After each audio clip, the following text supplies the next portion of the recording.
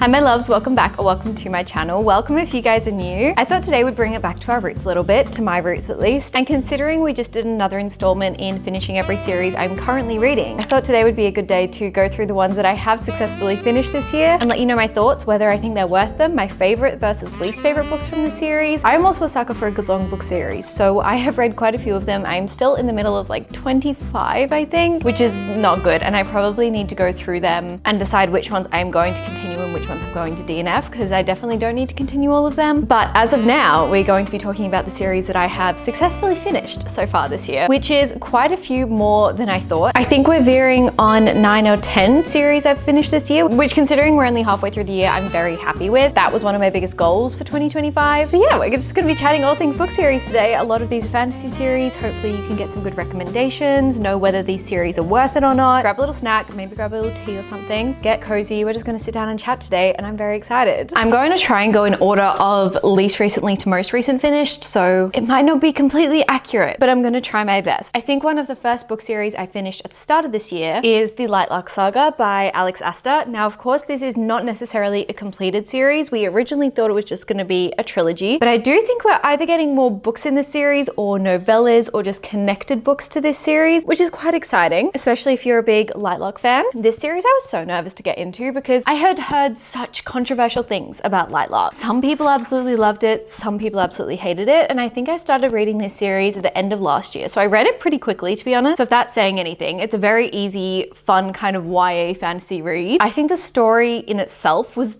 pretty unique. If you weren't sure what Lightlark's about, every 800 years an island appears called Lightlark. It's only there for 100 days, and on those 100 days it hosts a deadly contest where the rulers of 6 realms fight to break their deadly curses, and the winner gets unparalleled power. Honestly, I thought it was a pretty unique, fun kind of plot. The plot is definitely what I enjoyed the series and why I continued the series. We'll start with the positive, shall we? Lightlark was definitely my favorite in the series. As I said, I just really liked the plot. I had a fun time reading it. To be honest, I was pretty addicted most of the time. It was a very easy read, very easy to follow. Yeah, a good YA read, I would say. In Lightlark, I did like the characters, but then we moved on to Nightbane, which is the second book in the series, and this is when I started to not love the characters as much and was kind of wanting a little bit more plot than we were getting. By any means, this wasn't a bad book. This was still, I think I rated it a 3 stars, so it wasn't a bad book, but I didn't like it as much as the beginning. I am not one for a love triangle, and a love triangle is a very, very prevalent thing in this universe, and it definitely escalates in Nightbane. It wasn't doing it for me. I'm just like, choose someone. You can have a book to choose someone, but when it continues over 2-3 books, that's when it starts to annoy me a little bit. Yeah, this one I didn't love as much. It was still a very easy, fast-paced kind of read, but I just thought the plot lacked a little bit. Just compared to the first one, it kind of felt like it was rushed. I don't know, that was just my opinion of it. And then we did finish Skyshade this year. So these are all the books that are currently out in this series. This, I had very similar feelings to Nightbane about this one. I did enjoy it. It wasn't a hard book to read. I enjoyed all of these books, but just they weren't my favorite. The characters started to really bug me in this one as well. But by no means am I saying don't you dare read this, because I know some people absolutely love these characters and really connect to these characters, but personally I just didn't, and I really wish I did. Again, I'm just not one for a love triangle as well. I know some people absolutely love that trope. But yeah, so for whether I would recommend it or not, I would say maybe. I would say definitely read the first book, and if you're vibing with that, continue the series. If you don't like the first book, I doubt you'll like the rest of the series. But yeah, I would say a maybe. This next series I could not recommend enough, and that is the Mistborn trilogy by Brandon Sanderson. I finished this series at the start of this year as well, and oh my gosh, every single book in this trilogy was a 5-star read for me. I know Brandon Sanderson is so intimidating to get into, but I was absolutely obsessed with this trilogy. I think it's a really great introduction to high fantasy. It definitely has a little bit more of a complex plot, a little bit more of a complex magic system,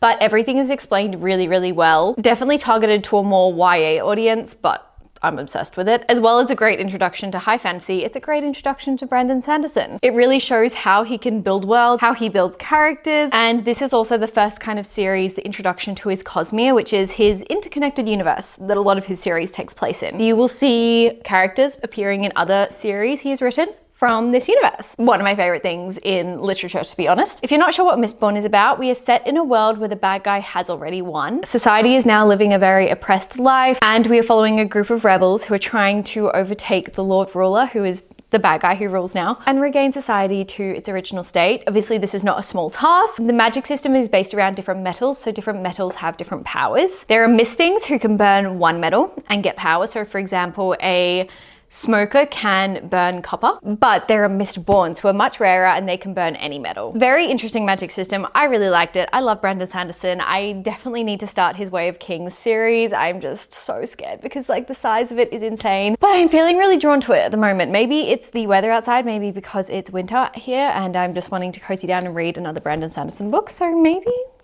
our August TBR?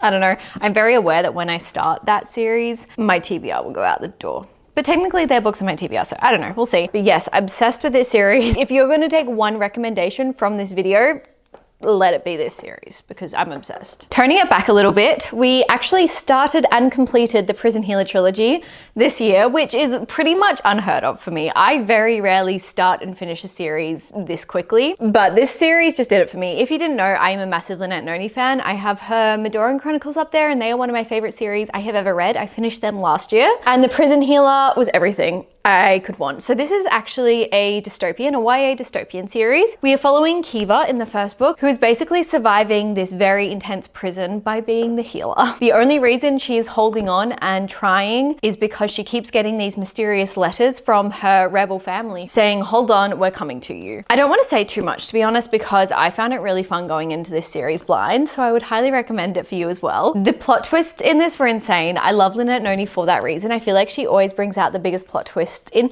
books that you don't really expect it. Like this is a YA dystopian series. I wasn't expecting insane plot twists, but it truly had me captured the entire time. As for favorites in this series, I don't even know I could choose. I think the third one is probably my favorite just because everything was wrapped up so nicely and I loved seeing all of our characters together and everything. So overall, yes, I would highly recommend it. I do think it deserves all the hype it gets. I think it deserves more hype. I know that some people didn't love it, but I don't know, maybe that's the setting. I like a dystopian setting. Maybe if you don't like a dystopian setting, don't put this as high on your TBR. But personally, it was a love for me. Lynette Noni is also just such a fun author. I feel like her works are really underrated and I would highly recommend anything by her, especially the Medoran Chronicles. They are just one of the funnest series I have ever read. All of her books I have read are very, very YA. So do go in knowing that they're targeted at quite a young audience, but that doesn't mean you can't enjoy them. Cannot recommend this series enough. I was debating whether to include series that are still continuing, but I figured I would just because you can get my thoughts on them. So technically these are series I have finished, at least what is out at the moment. Some of these series will be continuing, like the Lightlark Saga, and that is the same for this next series, and that is the Fourth Wing series. I wanted to talk about this one because I had quite a different experience reading this series to a lot of people. Everyone knows what the Fourth Wing series is about. If you don't, I'm sure you do. Academy setting, dragons, enemies to lovers, everything like that. So I'm gonna do a little rundown on my thoughts on the entire series. Basically, I enjoyed Fourth Wing. I thought it was a very fun romantasy. Emphasis on romantasy. I thought it was very fun. The biggest thing that did keep me from absolutely being obsessed with this is the characters. I wasn't really connecting to any of them. I didn't love the love story. I know that's a very unpopular opinion, but I just didn't feel the chemistry as much as I hoped I would have. In saying that, I had a great time. I literally had such a fun time reading this. If you try not to go in with expectations up here, I do think you'll have fun, to be honest. And in saying that, this is my favorite of the entire series. So then we went on to Iron Flame, and I was quite excited about this release because I was like, I really enjoyed Fourth Wing. I'm so excited to see where the story goes, especially the cliffhanger that it left off on. Unfortunately, I did not like Iron Flame that much, purely because it felt like a different world, or it felt like a different book almost. The jump between Fourth Wing, which was very heavy on the romance, to Iron Flame, which was very heavy on the politics and plot, was quite intense to me. Again, I loved the dragons. I also thought this book probably could have been 100 or 200 pages shorter. It was very dense. To me, this just reminded me of Crescent City 2. I was reading it, I wasn't going to stop, but I just found it very dense and I felt like not a lot happened until the end. I do think if I reread it, I might have an entirely new perspective on it because I would know what I'm going into and I'd want to kind of look out for like Easter eggs that are in the third book. So I do one day want to reread this series just to see what my perspective is going back, but it is my least favorite of the series that I've read. I gave it 3 stars. It wasn't an awful book by any means. It just felt very different to Fourth Wing, and the relationship side of things, that really bugged me in this one. We're not even going to talk about that because I don't want to spoil anything, but yeah, that was really annoying to me. And then of course we had Onyx Storm, which is the last book I read in this series, so I finished it this year technically. Onyx Storm actually surprised me. I think I went in with quite low expectations, so I wasn't expecting too much, but I was pleasantly surprised. I had a very fun time reading this. I really liked the amount of action we were getting in this. I liked the politics. I was quite intrigued. I was honestly quite hooked to see what was going to happen. So it's definitely my second favorite in the series. For that reason, I would recommend continuing the series. I think a lot of people do really enjoy it. I think a lot of our characters really developed in this one. We got to know them a lot more. We got a better sense of who they are. I don't know. I'm very conflicted on this series. I'm not as obsessed with it as a lot of people are, but I do think it's worth the read, especially if you're new to fantasy. Okay, I do have like 1 or 2 romances in this series, by the way, but I do primarily read fantasy. If you know my channel, you probably know that. I'm not that surprised by this list. Next is the Crimson Moth duology, or Heartless Hunter, I think it's called overseas. I read the Crimson Moth when it came out last year. I read it very early, and then when the Rebel Witch came out, I was really excited, but it came out at a very intense time where a lot of books were coming out, and so I kind of put it on the back burner, but I did recently finish it. I would say if you have the chance to read this duology back to back, I guarantee you can get it done in less than a week. It is so easy and fast paced to read, and it is such a fun fantasy romance. I would literally recommend this duology to anyone, especially if you're new to fantasy romance, if you're new to that genre. In saying that, it's a 4-star duology for me. It's not perfect at all. I think it's very heavy on the romance, but I enjoyed it. Like, I had a fun time reading it. So I would recommend it to anyone who likes like Powerless, Fourth Wing, anything like that. If you just love a good romantasy book, you're going to love this series. I thought the duology was really well wrapped up. It felt really well paced. Sometimes duologies can feel really rushed, or they can feel really expanded, and it didn't need to be that long. It didn't need to be a duology. I kind of wasn't sure where it was going to go in the second book. I was like, there is a lot that has gone down in the first book. I don't know how we're getting out of this. I don't know how our characters are getting out of this, but I was pleasantly surprised with the outcome. I definitely enjoyed learning more about our characters. I definitely began to like more of our characters. Overall, I would highly recommend this series. I think it's a really fun series. And again, one that you can just read so quickly. Like, I read both of these in less than 24 hours when I read them initially. There is no way I'm pulling this entire series off my shelf. That is the Poise of Thomas series. I won't talk about this series too much because I feel like I talk about it all the time on my channel because I'm obsessed with it. But technically, I did read the newest addition to this series, and therefore I've kind of ticked it off my list for now as continuing series I'm in the middle of. I'm hoping, and I think there will be, more books in this series. This was announced a few months before release. We never really know when it's going to happen, and I was so scared to go into this book. As for the series as a whole, I don't even know how to rank it. I love every single one of those books so much. However, they are so dark, and I cannot preface this enough. Please look up trigger warnings before you go into this book. This is not a YA series. Yes, we are following technically high school kids.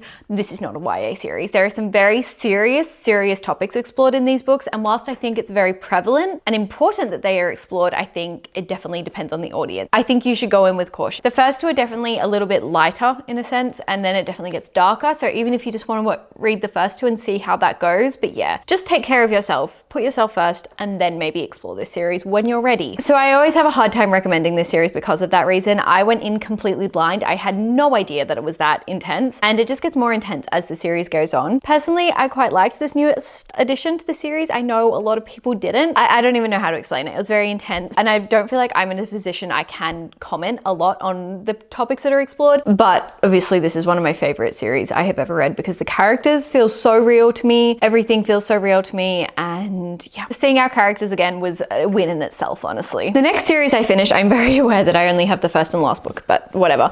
It's the Powerless series. When this came out, when Fearless came out, because that came out this year, and this is a completed series now. We are getting another novella, but the actual trilogy in itself is completed. I was very nervous to go into this because I didn't like Reckless that much. I quite enjoyed Powerless, but I was hoping we would get so much more plot in Reckless, and it just felt very heavy on the romance. So I was kind of hoping we would get more plot in this, and we definitely did. Overall, I again would recommend this series. It's not a you need to read this immediately for me, but it is a I would recommend it. You'll have a fun time. You'll love our characters. You'll probably have a great time in the world. That kind of series. A series that you could take on a holiday, that you could take on a plane, that you could read on the train. You know, you don't need to use your brain too much, and it's a good time. I feel like I talk about this series a lot, especially because I finished it recently, so I don't want to blabber on about it too much. I know that some people absolutely love it and they get really offended when people don't like it, but you know, it is all about personal taste. I think you'll either really enjoy it or it just won't be for you, and that is totally fine. But I think it's not too deep. It's a very easy, fun series to just take your mind off things. Speaking of series to take your mind off things, we also read the Phantasma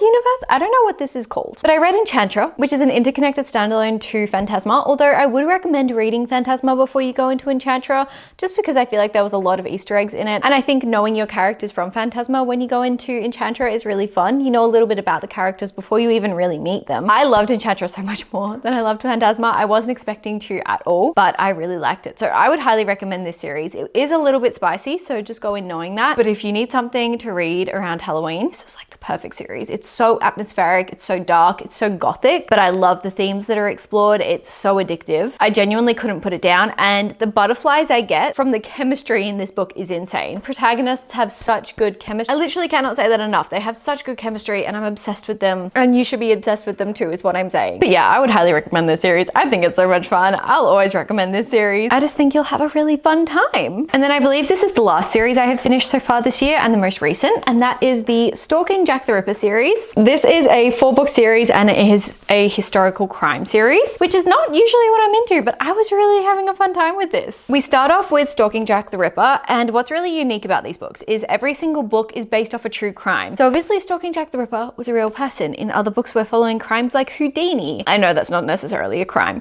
We're following H.H. Holmes. If you're familiar with any of these crimes, I feel like you'll have a really interesting time reading it. But all the characters and the plot surrounding these books are fictional. So we just got little true elements and then the rest is fictional, which I found really entertaining to read. We are following Audrey Rose, who is a lady in the 1800s, and she's always had a fascination with forensic examining. Her uncle is a forensic examiner, so they examine bodies post-mortem, which I could never ever do. And there are a few moments where it's a little bit gruesome in this book, but I do think it gets less gruesome throughout the series, surprisingly. Or you just get used to their work. I don't know, one or the other. There is a little bit of a love story. There is such a great amount of mystery in this book. Genuinely cannot recommend this series enough. I feel like it's such a fun time. I think the first book is my favorite in the series, and then the 4th book, Capturing the Devil, that's my 2nd favorite. Escaping from Houdini, that's my 3rd favorite. Hunting Prince Dracula is my least favorite in the series. I just thought it was a little bit slow compared to the other ones. But again, we are following really fun crimes, and it's really interesting to read the author's note after this because she kind of says what she took creative freedom around, what was true, everything like that. So I found it really fascinating to read. I genuinely don't know why this series isn't more popular because I had a really fun time reading it. And if you're into any kind of historical crime, I think you'll have a really fun time as well. I would definitely recommend. So yeah, this is another I would recommend. I don't think I've really